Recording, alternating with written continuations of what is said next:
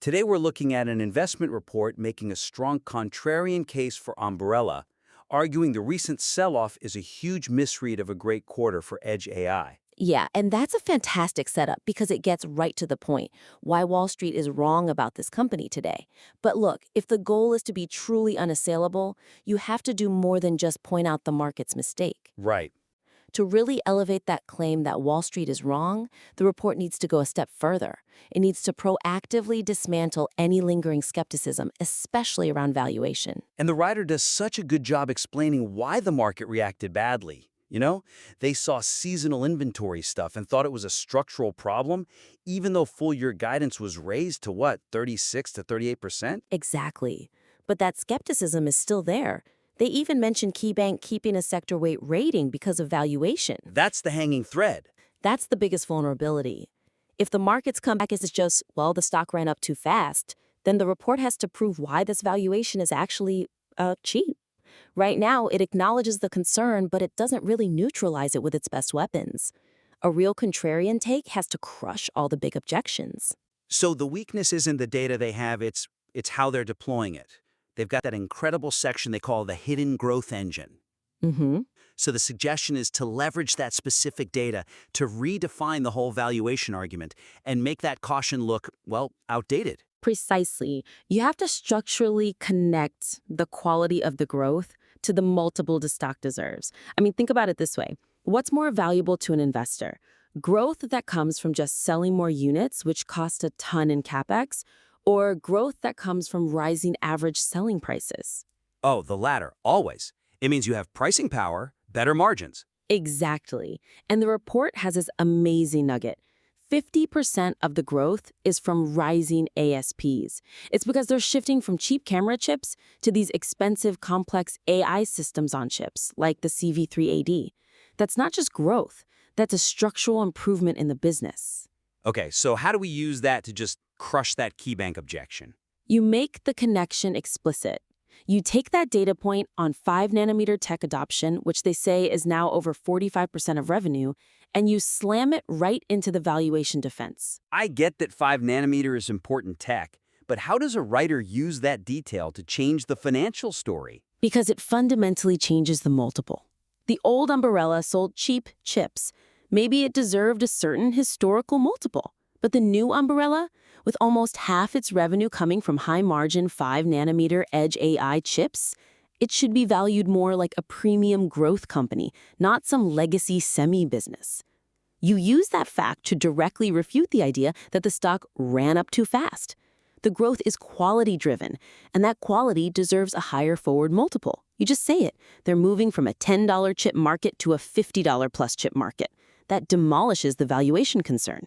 That first point is really all about conviction, isn't it? Using your own best data to close the argument. Mm-hmm. And that idea of conviction leads us right into the second structural issue, which is the reliance on external analyst validation. Right. This is all about prioritizing your own proprietary insight over what analysts are saying. Look, getting endorsements is great. It's supportive. But putting that smart money section so high up, it feels like you're relying on them instead of your own deep work. Okay, I see that, but let me push back a bit. If your goal is to get a cautious reader on board quickly, isn't it smart to lead with the fact that pros like Rosenblatt and Stifel are seeing the same thing?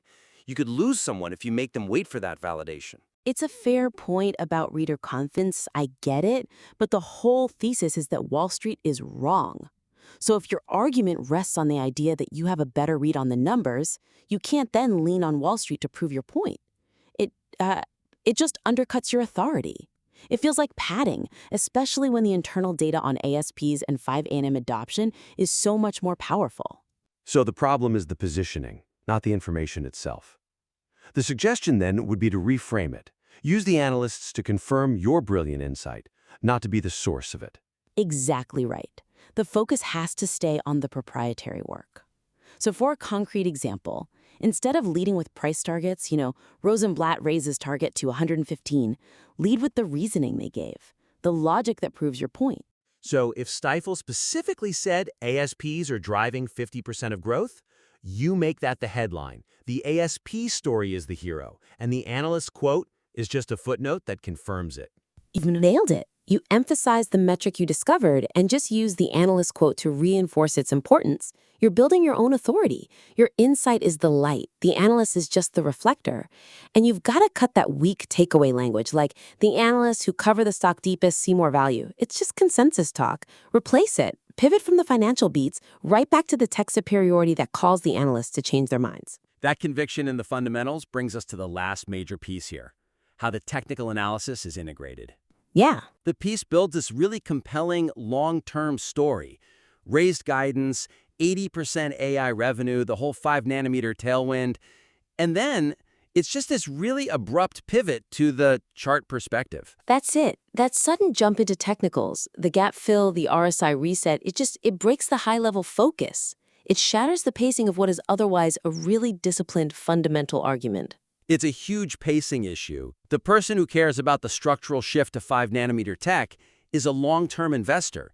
And then you suddenly start talking this short-term trading language about a $73 gap fill and the RSI going from overbought to oversold. You're just dramatically shifting their time horizon. It's like you're discussing the architectural integrity of a skyscraper, and then you suddenly pivot to where the delivery truck should park tomorrow morning. That is the perfect analogy. The blueprints versus the daily schedule. When you mix them, you just dilute the authority of the main fundamental case. So the fix here is critical. You have to reframe the technicals, make them a distinct tactical layer that comes after the fundamental thesis is locked down. It's about the entry point, not the core argument. So you're just trying to create clarity for an audience that probably cares about both things, right? The business reality and a good time to buy. How do you build that bridge smoothly? You have to fully conclude the fundamental case first. Really hammer home the key metrics one last time. The 80% AI revenue, that pristine balance sheet with almost $300 million in cash and no debt. Once the reader is completely sold on the long-term business case, then you transition. A clear verbal cue. Yes, a transition phrase that links the two. Something like, so we've established the business reality is fundamentally sound. The short-term panic selling, however, has created a massive opportunity. What does this provide tactically? I like that. That sets up the technical view as the actionable payoff from the fundamental analysis. It separates the why from the when. And then you just make sure that technical section reinforces the conclusion. All it needs to say is that the risk-reward ratio has shifted heavily in favor of buyers at $74. Don't introduce a bunch of new, disconnected technical concepts that pull the reader away from the main story about the CV3 AD chip. By separating them, the report just maintains this cohesive professional authority from start to finish. This has been a really insightful critique on what's already a strong piece arguing why Wall Street's got Ambarella wrong. So, to recap the big opportunities here, we really focused on 3 key areas to make this argument completely unassailable. First, you've got to ensure that contrarian angle really goes after the valuation counter-arguments.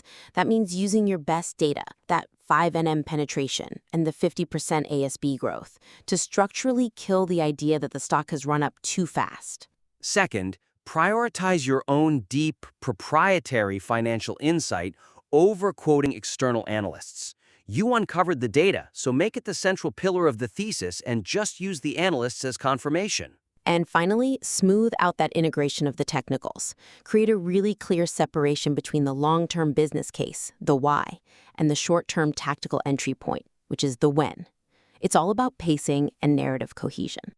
The core thesis here is really robust. Making these structural changes will just maximize the impact and the conviction of the analysis. It's a compelling case. It really is. I'm looking forward to seeing the revised version of this deep dive. Definitely send it back when you've had a chance to incorporate these suggestions.